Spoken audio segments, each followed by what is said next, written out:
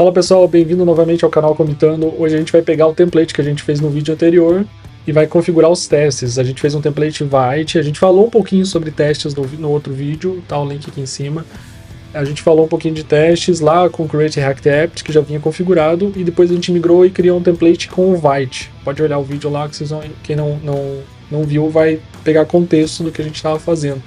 E a ideia agora é a gente configurar os testes e falar mais um pouquinho sobre testes, porque acho que é uma coisa que eu sempre vou frisar bastante nos vídeos, é testar muito bem as nossas aplicações, né? E vou mostrar, na medida do possível, o valor que isso gera a longo prazo, tá? Então vamos voltar lá para o projeto. Aqui eu deixei uma board para a gente relembrar aquela brincadeira lá de como que é o dia a dia de um desenvolvedor. E realmente, um desenvolvedor mais júnior, ele vai chegar, alguém já vai ter criado as tarefas para ele durante a definição da sprint ou o que for. A maioria das startups trabalha com esse modelo.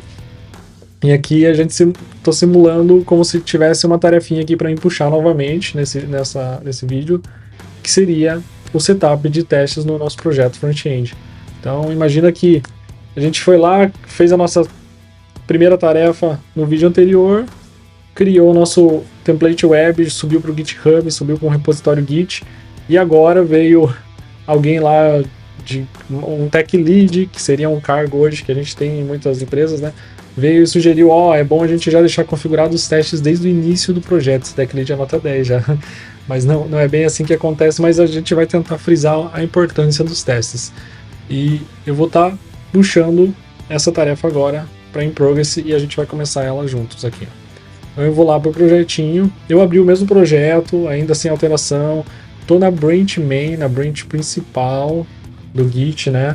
Então eu não tenho nenhuma alteração aqui, dá um Git status, tá do jeito que a gente commitou, que a gente fez o commit e enviou para o Git, para o nosso repositório, tá? Então eu vou dar a sequência aqui. Então a primeira coisa, para a gente configurar os testes, a gente vai precisar instalar algumas dependências, tá? Então o Vite em si, ele não vem já com a stack de testes, mas ele tem algumas bibliotecas. A mais comum do front-end, no JavaScript em geral, do Node, é usar a Jest, essa lib aqui. É sensacional, eu acho que até vou abrir aqui o site do Jest. Então ela foi um divisor de águas quando eu comecei a trabalhar com testes, porque teve outras libs antes, mas era um pouquinho mais complexo e o Jest veio meio que para simplificar o setup de trabalhar com teste unitário, com testes em geral, no front-end ou até com Node, né, o back-end, né? Então vocês podem estar dando uma olhada no site do Jest, conhecendo, e hoje em projetos mais recentes, 90% dos projetos vocês vão encontrar o Jest lá. Porém o Vite ele tem um processo um pouco diferente. O Vite que a gente estava vendo, né? Ele trabalha um pouco diferente no processo de build, de interação dos arquivos. Tem algumas explicações aqui na documentação. Então o Jest ele não é 100% compatível com o Vite. Até o pessoal fez algumas libs para fazer essa compatibilidade entre o Vite e o Jest, mas eu acho que ainda tinha algumas dependências. Então a comunidade não para, cara. Esse é o mais legal do open source. O pessoal sempre vai estar criando algo. Eles criaram o Vitest. Então, para ser bem sincero, eu nunca utilizei o Vitest, mas aqui eu dei uma estudadinha antes aqui para a gente tá usando ele no nosso template com o Vite, né? Então aqui ele já até fala um pouquinho, né, que ele tem integração, tem todo o poder do Vite aqui, o processo de compilação, toda a compatibilidade. Ele é 100% compatível, pelo que eu li rapidamente em alguns posts da internet, ele é 100% compatível com o Jest, que é a biblioteca que eu falei agora para vocês. Então ele tem essa retrocompatibilidade, usa os mesmos métodos e tudo, então acho que isso favorece bastante para a gente tá aprendendo usando uma ferramenta um pouco diferente, mas sem deixar de aprender o próprio Jest, que é usado em muitos projetos também, né?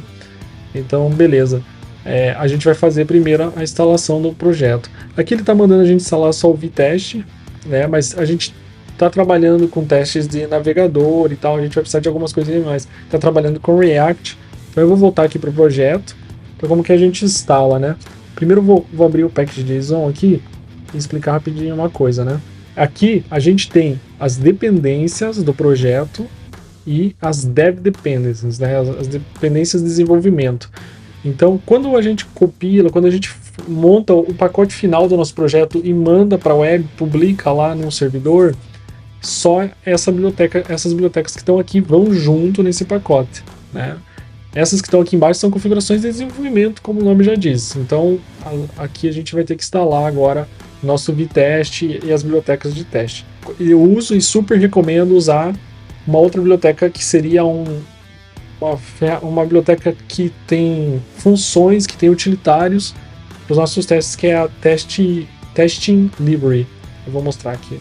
Vamos instalar. Então a gente está usando o npm, então vou dar um npm install, ele até apareceu já algumas coisas aqui. O vtest a gente vai precisar. A gente vai trabalhar com o JS Doom, né, que são biblioteca para interpretar, vamos dizer assim, simular um navegador, né? Então com a árvore Doom lá. A gente vai o vtest, o JS Doom, aí o testing library barra gest Doom. Então o vtest usa a mesma biblioteca do test library do gest, né? Então ele tem uma compatibilidade muito boa, então vai funcionar. E a gente também precisa instalar os utilitários do React que o library testing library tem. React, tá? Detalhe, aqui a gente precisa dizer que são bibliotecas de desenvolvimento. Então a gente vai colocar um save -save -dev ou apenas D maiúsculo, se eu não me engano. Vamos testar aqui, se der errado a gente reverte. Ele vai fazer a instalação, eu acelero o vídeo aqui. Boa, terminou a instalação, deu certinho aqui, pode ver que ele inseriu as novas dependências, né, do vtest, do JS Doom e do test library aqui no Dev Dependencies. Boa. Aqui ele reclamou de um pacote, de uma vulnerabilidade. Um npm audit fix resolve, que ele já deu a dica aqui, audit fix, tranquilo. A gente já resolveu aqui. É bom sempre ficar de olho nessas bibliotecas que vão ficando desatualizadas. Mas que era uma dependência de terceiro aqui, não era das bibliotecas mesmo que a gente está usando. Então ele não vai remover nada. É meio que transparente para a gente, mas ele já está cuidando aqui do nosso projeto. Vamos começar então. Aqui, beleza, eu fiz essa configuração. Agora eu preciso avisar o Vite que eu configurei o vtest, né? Então eu tenho que vir aqui. Deixa eu pegar um exemplo porque eu não lembro de cabeça. Teste. Aí a gente vai colocar globals true. Isso vai ter na documentação também. Eu só fiz uma colinha para facilitar um pouco. Não é Node, é o JS Doom. Node seria testes lá no back-end. E o setup files, a gente vai colocar aqui setup test.js. Quando fica aparecendo quando fica tentando autocompletar o meu código aqui, é o compiled, tá? Eu uso uma IA do GitHub, né, da Microsoft, para me ajudar a programar. Então ela tenta adivinhar o que eu estou tentando escrever. Tipo, se eu só dar um enter aqui e esperar um pouquinho, ela vai sugerir mais coisas que normalmente alguém faz, mas não significa que a gente precisa fazer, tá? Sempre bom. Ela só ajuda a dar uma lembrada, às vezes, uma chave, alguma coisa ou outra, né? Beleza, essa seria a configuração aqui no vite-config, então ele já vai reconhecer. Esse arquivo não existe, então a gente vai vir aqui, eu vou configurar direto no src aqui mesmo, vou criar um setup testes.js, e aqui a gente vai importar as dependências do gest Doom, do gest Doom.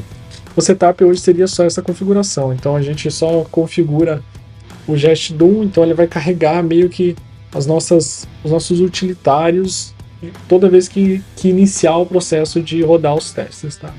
Então se a gente vir aqui rodar npm run test, esse comando ainda não existe, né? Então eu vou lá, beleza, configurei meu setup, configurei o Vite aqui avisei ele que vai rolar testes aqui no projeto. Aí eu vou lá no meu package.json e eu vou criar um novo comando, um novo script. Ele chama de script, eu estou chamando de comando até. Ele vai criar um novo script, que seria teste vtest. Então aqui o compiler te acertou agora. Então eu vou rodar o npm run test, agora vai funcionar. ele está dizendo aqui que não tem nada, né? Não encontrou, no test files, né? Found, nenhum arquivo de teste encontrado, né? Então ele falhou o processo, não tem problema. A gente vai vir aqui e vai criar agora um arquivo chamado app.test.js. Só para a gente simular, a gente não vai mexer nada no nosso template, mas a gente vai estar simulando alguns testes aqui. Então se eu importar aqui o describe, o expect e o teste, só para a gente fazer, não, vou colocar só o expect test, fazer um teste falso aqui, né? Só para a gente testar, ver se nossas configurações deram certo, tá? Vou colocar demo aqui. Então, quando a gente escreve um teste, a maioria das linguagens é isso aqui. A gente vai colocar opa, faltou uma vírgula. A gente vai colocar uma breve descrição do que o teste faz e vai colocar uma função para ser executada, né? E daí, aqui dentro da função, a gente vai conseguir assistir algumas coisas, vai fazer o inspect de alguns testes, né? Então, vou fazer um inspect aqui, por exemplo, já até apareceu um exemplo legal, 1 mais 1 igual a 2, né? Precisa ser igual a 2. Vamos colocar assim, 1 mais 1 é 3, né? Só pra gente ver quebrar primeiro. Então ele quebrou, porque a gente disse que ia ser 3, e ele falou, opa, mas o resultado do que você estava esperando aqui foi 2 e não 3, né? Lógico. Então vamos colocar 2. Pode ver que ele é bem legal aqui o modelo, porque eu só alterei aqui, e ele já sai fazendo o hot reload, ele faz o carregamento rapidinho aqui. Então dá as explicações, diz qual teste falhou, se tivesse mais de um teste, por exemplo, e colocasse 2, olha só, ele passou o segundo, falhou o primeiro e tal, então é essa a ideia. Mas aqui a gente não está testando nada, a gente está testando 1 mais 1. A ideia é a gente testar o nosso componente. Então eu vou jogar nosso componente aqui, por enquanto. O que é esse componente? Aquele que está lá, eu não rodei, né, aqui para mostrar para vocês, mas é npm run dev. Eu vou rodar aqui, e é esse daqui. E quando a gente clica, ó, o que ele faz um contador, né? E tem um textinho, byte react comitando. Então a gente vai verificar se esse texto está aqui, beleza? Então acho que pode ser um primeiro teste. Então vou apagar esses testes aqui de exemplo. Eu gosto de, quando eu vou testar um componente, eu fazer meio que um agrupamento dos meus testes unitários. Então vamos lá, eu gosto de usar o describe aqui. Ó, até ele sugeriu exatamente o que eu gosto de fazer. Eu gosto de colocar o nome do componente, ou talvez app component. E vou fechar aqui. E eu vou usar o it, que é a mesma coisa aqui que teste, tá? Tem o teste, tem o it. Quando eu estou usando o describe, eu prefiro usar o it aqui. Se tem diferença, gente, acho que vai ter que pesquisar. E vocês podem pesquisar depois se vocês perguntam para ela. Então, ó, gostei já aqui do compartilhar a dica, mas normalmente eu coloco lá show the render de Python, por exemplo, né? Eu quero que ele renderize o título, que seria Byte React comitando. Então, aqui o compart não acerta todas, tá? Então não dá para ir muito na base. Aqui a gente vai precisar importar uma outra lib. Vamos deixar esse aqui primeiro, tá certo esse teste, mas isso aqui não vai funcionar sozinho, porque eu não carreguei o meu componente dentro do meu teste. Eu simplesmente estou dizendo que alguma coisa vai surgir esse texto dentro do documento, mas não carreguei nada. Então a gente vai usar aquela outra biblioteca que ele tem uma função de render, que é a testing library react, tá? Então nessa biblioteca eu consigo renderizar meu componente. Então eu vou vir aqui, render, e passar dentro do meu componente o app. Só que eu tenho que importar ele aqui, né? Olha, aqui já não vai funcionar, mas eu vou vir aqui e dar um enter. Ele já auto-importou o app, né? Que tá na mesma pasta, ó. Tá um do lado do outro. Então ele importou o app, renderizou, e agora sim, ele renderizou esse componente dentro do meu teste. E agora ele precisa encontrar esse texto. Vamos rodar aqui para ver se deu certo. Desculpa, eu estava rodando a aplicação, não os testes. Agora vai. Então aqui ele falhou, que eu tenho uma hipótese aqui. Quando a gente usa React, a gente usa essa extensão JSX. Em vez de só .js, a gente usa JSX. Talvez seja isso, o teste também precise ser. É que isso daí não é todos os projetos, depende muito de como se faz a configuração. Existe uma forma de você configurar e dizer que todos os JS vão ser um JSX, alguma coisa assim. Mas acho que Covite não, acho que Covite tem que ser explícito mesmo. Eu vou colocar um xzinho aqui. Vou rodar de novo o meu teste para ver se muda algo. Ele mudou. Ele não encontrou o meu texto aqui, né? Nossa, mas é que o teste tá bem errado. Eu fui na onda do Compile, né? Eu fui na onda da IA aqui e ela tá muito errada mesmo. E até não me atentei. Esse é o problema de você vai muito no automático. Então eu vou dar um inspect, aí eu preciso usar o screen. O screen também vem aqui do Test Library React. E por quê? Porque eu renderizei esse componente aqui. Então eu preciso carregar. Eu vou pegar o que eu carreguei em tela, screen, e vou fazer um get by text. E agora sim eu vou colocar. Ele vai procurar um texto dentro do meu HTML renderizado que tem aquela mensagem. E agora sim ele vai verificar se está no documento esse, né? Então, agora funcionou, né? Eu confiei um pouquinho demais aqui no Compile, foi explicar para vocês e passou batido que eu precisava capturar primeiro o texto para daí verificar se ele está no documento, né? Então eu renderizo, eu capturo ele aqui e depois eu verifico, né? Isso aqui poderia estar também em uma constante, né? Tipo, constante title igual a e aí verificar, tá? Mas eu confesso que eu sou um pouquinho mais fã desse modelo aqui. Um outro teste que a gente pode fazer rápido para a gente terminar essa parte de explicação de teste, desse setup, é verificar alguma função e tudo mais. Eu acho que até tem uma coisa legal para mostrar aqui. Quando a gente trabalha com testes, a gente tem uma coisa chamada coverage, que seria a cobertura do teu código. Então, será que a gente está cobrindo todo o nosso código? Então, a gente pode rodar um comandinho aqui, vou cancelar aqui, npm run test, menos coverage, tá? Então, ou poderia ser npx write -coverage, se não me engano. Tá? Poderia ser assim, mas eu vou usar aqui, que no final das contas é isso que ele vai rodar, né? Write test -coverage. Ah, ele deu erro, porque eu não instalei a dependência de coverage. O vtest tem uma dependência de coverage aqui do coverage V8, isso é muito legal. Olha que legal, e ele já perguntou, né? Você quer instalar coverage V8? Quero sim. Se ele não perguntasse isso, eu simplesmente ia dar um npm install @vtest /coverage-v8 --save -dev, que ele ia instalar essa dependência. Se a gente olhar aqui no package.json, ele provavelmente instalou, cadê? Aqui, o plugin do V8. Legal. Vamos ver se agora vai funcionar o comando. Legal, funcionou. Olha só, ele está dizendo que o nosso arquivo app.jsx, que a gente estava fazendo os testes, está 100% coberto. Todas as brands, que seriam ifs condicionais, né, estão cobertos. A gente não tem nenhum if, nenhuma condicional aqui, tranquilo, não tem problema. Mas nem todas as funções, ó, 50% das funções. No caso, ele está cobrindo a função principal e ele não está cobrindo provavelmente o nosso clique, porque a gente não está clicando nenhuma hora no botão do contador, né? A gente já vai ver isso aqui.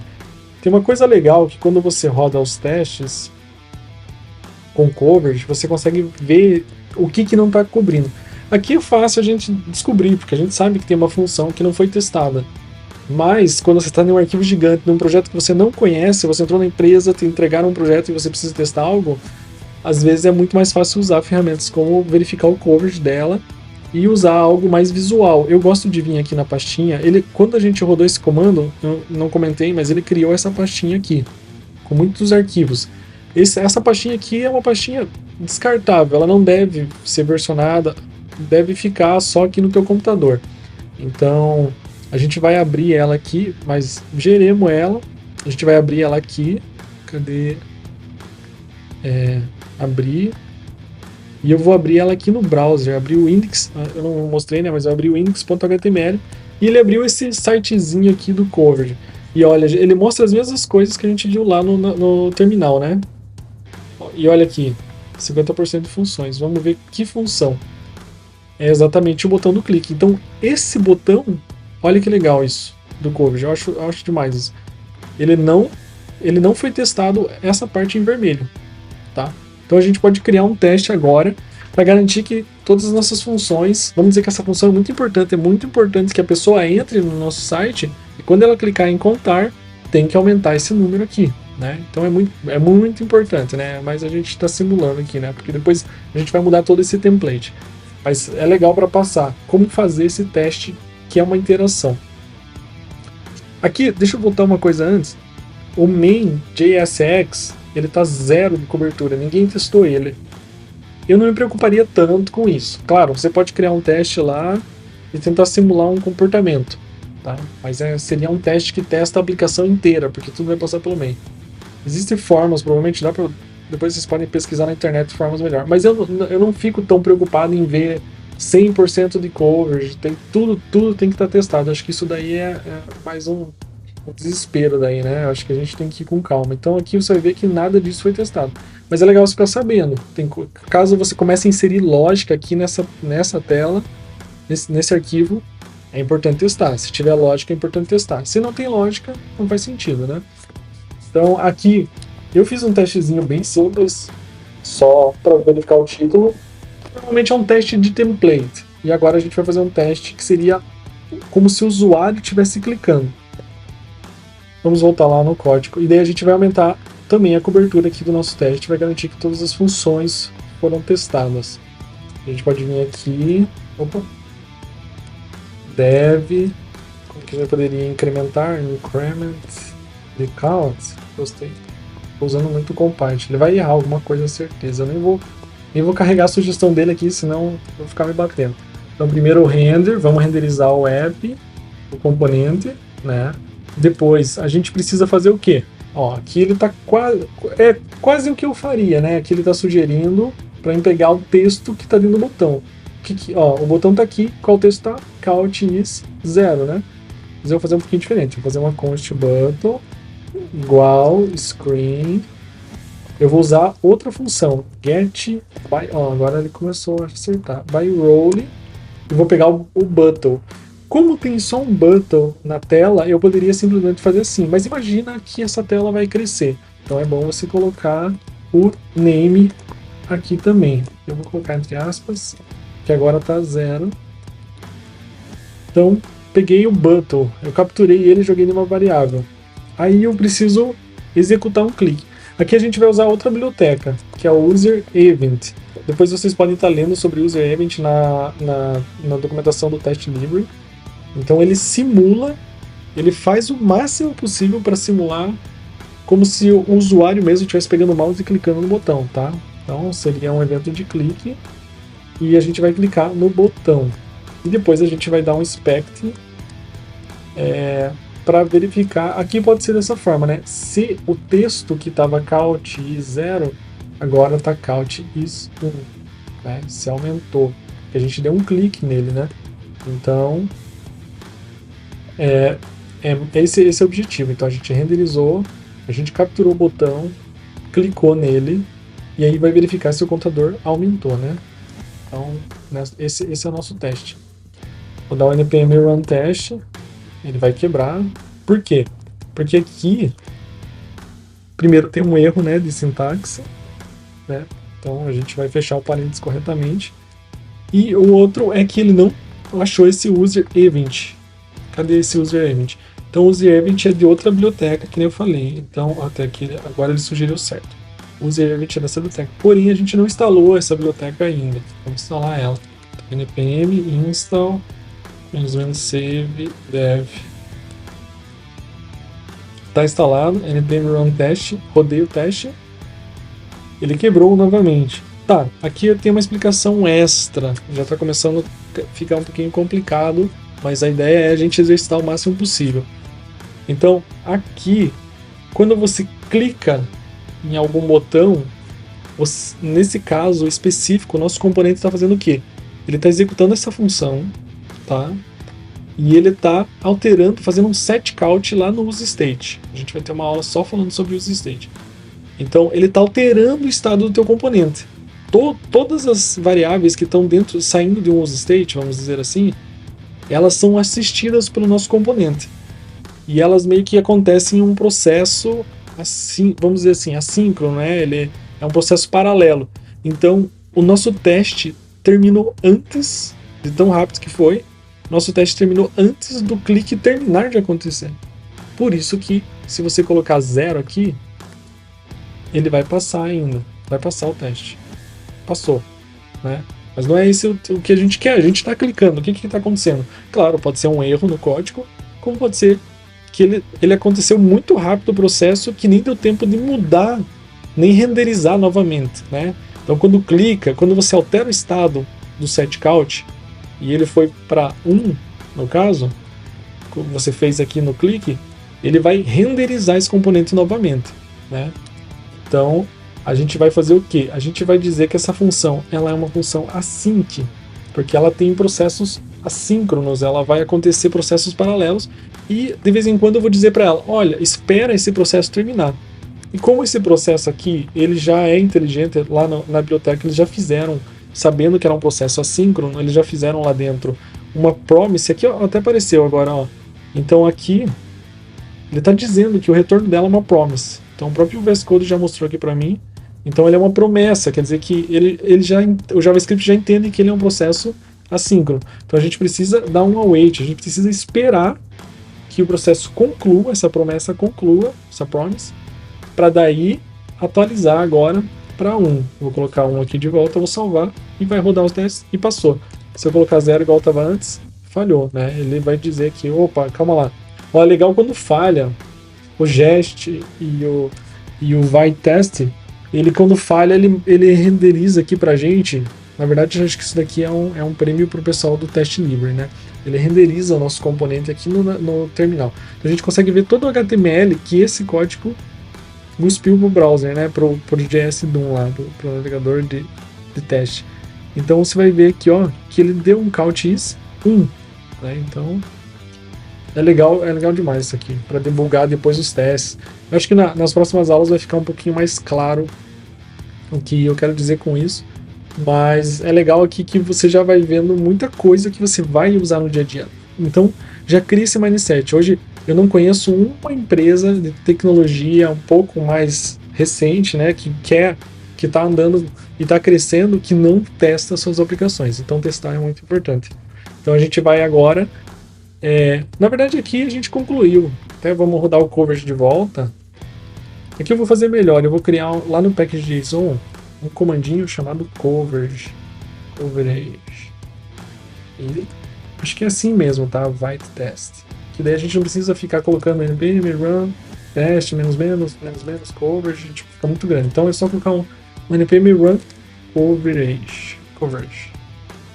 Aí ele rodou e olha só que legal. Nosso app JSX está 100% coberto nas funções também. Como eu falei, o objetivo não era ficar 100%, o objetivo era a gente mostrar a interação com o coverage e testar nossas funções. Então, meio que o processo de teste, de criação de teste aqui foi mais uma explicação. A gente preparou nosso setup de teste, nossa tarefa está concluída. O ideal é sempre trabalhar, essa é uma outra dica, sempre trabalha com tarefas pequenas, né? É bom você ter lá, sei lá, no máximo um dia, porque senão você vai ficar ali 5, 6 dias na mesma tarefa, então quer dizer que ela pode ser quebrada. Então tenta quebrar tarefas em fluxos menores, ajudar o seu time a quebrar com tarefa. Então essa é uma tarefa boa, é uma tarefa de teste que a gente fez aí em uns 30 minutos, configurou o setup. Claro que aqui nem tinha muita coisa para testar, era só o nosso template. Então eu vou dar um git status aqui e eu vou verificar o que a gente alterou. Então a gente alterou o package.json, o package log, que seria o cache dos nossos pacotes ali, algumas informações das versões. O package.json em si, que eu já mostrei várias vezes, a gente criou novos scripts, a gente inseriu novas dependências de desenvolvimento, a gente alterou o byteconfig, as configurações de teste. Então no git status você consegue ver tudo, né? Também tem o git diff, mas daria para ver, mas eu, na verdade, consegue ver todas as alterações, mas acho que fica um pouco grande aqui. Eu cliquei Q para sair porque eu uso o Vim para verificar as minhas configurações do Git. Mas o Git status já é o suficiente aqui que eu posso ir olhando direto por aqui. As corzinhas do próprio VS Code já me mostram o que eu alterei também, né? Aqui ele está mostrando uma coisa extra, que ele criou alguns arquivos novos, né?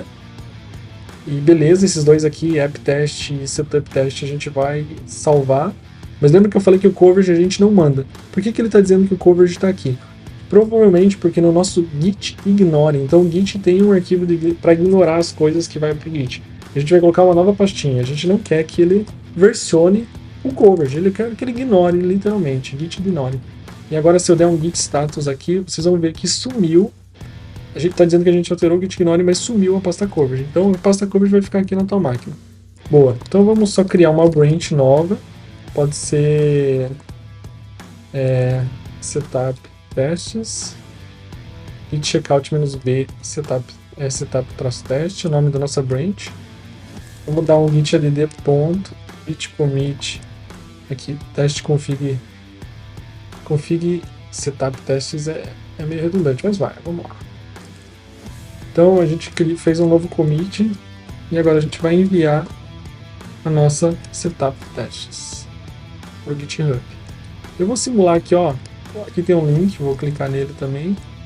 O processo completo, né? Então imagina que a gente está fazendo a configuração do nosso setup de testes. É sempre bom você colocar uma descrição lá, por exemplo, eu fiz a instalação do Vitest e de demais configurações. É bom sempre colocar uma descrição. Eu não vou pegar muito, porque aqui o vídeo já ficou meio grande. Não é, a ideia era fazer um vídeo bem curto. Aqui você vai ver novamente a diff no teu código. Aqui agora no GitHub, até aqui também é bem fácil de visualizar. Você poderia vir aqui, criar o seu pull request, e agora você vai mandar esse pull request para a tua equipe, nesse link. Eles vão entrar, vão fazer a revisão desse código, vão vir aqui e eles vão dar um approve. Eu não posso aprovar porque eu criei o PR, né, o pull request. Então as outras pessoas que têm acesso a esse repositório poderiam vir aqui e aprovar. Aqui ele está dizendo, né, que eu sou o autor. Então outras pessoas viriam aprovar e iriam submeter essa aprovação e aparecer aqui que está aprovado, e aí eu poderia dar merge. Mais para frente a gente pode fazer umas videoaulas explicando melhor esse processo aqui de pull request. Mas vamos começar a se acostumar de fazer isso no final de cada interação com o código. Então vou dar merge aqui. Então quando eu dei merge, o que ele fez? Ele pegou tudo que a gente tinha feito lá na branch setup testes e juntou com a branch principal, fez merge, né? Então agora, se você vir aqui no code, tá tudo aqui dentro do nosso código. Ó, o vite config, a gente já vai ver que tem as alterações de teste que a gente fez agora, literalmente agora. E um outro ponto legal é que, beleza, terminei, eu ainda estou na minha branch de setup testes. Eu volto para minha branch main e você vai ver que vai sumir tudo. Ele está dizendo ó, que o arquivo não existe, ele não tem as dependências. Por quê? Porque na minha máquina eu não dei merge, eu não baixei as alterações. Então a gente faz um git pull origin main, tá? Git pull origin main, ele vai pegar tudo que a gente deu merge lá e vai trazer agora para nossa máquina na branch main. E agora a gente poderia concluir a nossa tarefa e começar uma nova tarefa a partir da branch main atualizada. Sempre começa essa tarefa a partir da branch main, tá? Beleza, eu acho que aqui a gente meio que concluiu esse processo. Então o que a gente fez rapidão? A gente configurou o setup de teste, o vite, a gente fez os testes, a gente fez o commit, enviou tudo para o GitHub. E eu vou concluir aqui que a tarefa que era bem simples ficou muito grande aqui, né? E faltou ali fechar a tarefinha no projetos, mas a gente faz isso no vídeo seguinte. Valeu, abraço galera.